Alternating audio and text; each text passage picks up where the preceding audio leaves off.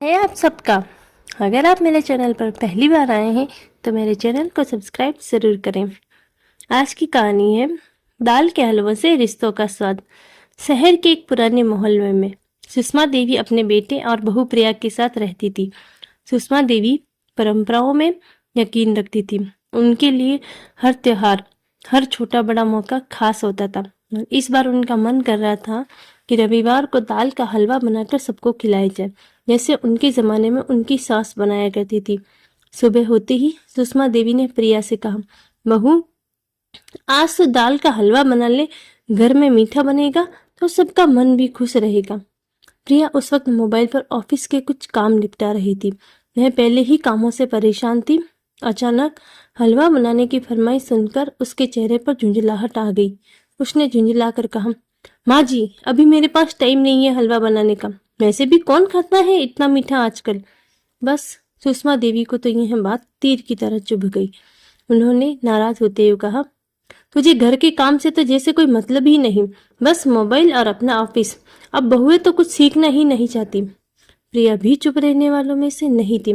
वह तुनक कर बोली, माँ जी, आप समझती ही नहीं कि अब समय बदल गया है। हलवे से ज्यादा जरूरी काम है आज के दौर में।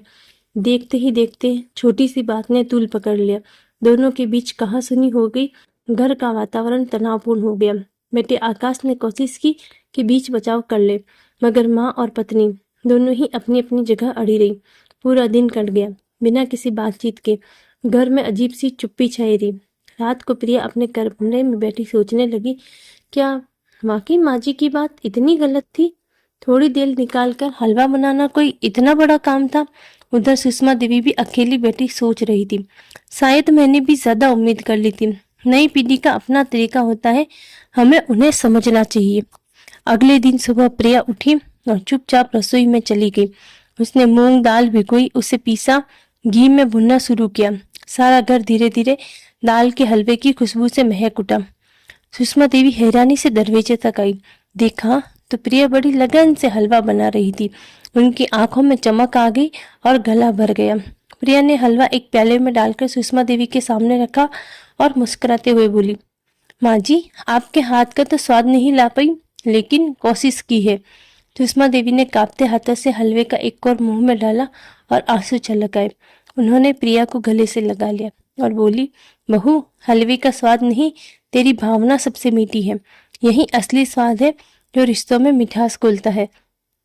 उस दिन दोनों ने महसूस किया कि रिश्तों में कभी कभी हार मानना भी एक जीत होती है। प्यार और समझदारी से छोटी छोटी लड़ाइयाँ बड़े बड़े फासले मिटा सकती हैं। उस दाल के हलवे ने घर के कोनों में फिर से हंसी, अपनापन और प्यार घोल दिया था। इस कहानी से हमें ये सीख मिलती है कि छोटी छोटी बातों में जीतने से अच्छा है कि रिश्तों को जीतने दिया जाए। जहाँ प्रेम और सम्मान हो, वहाँ हर कड़वाहट खुद ही मिठास में बदल जाती है।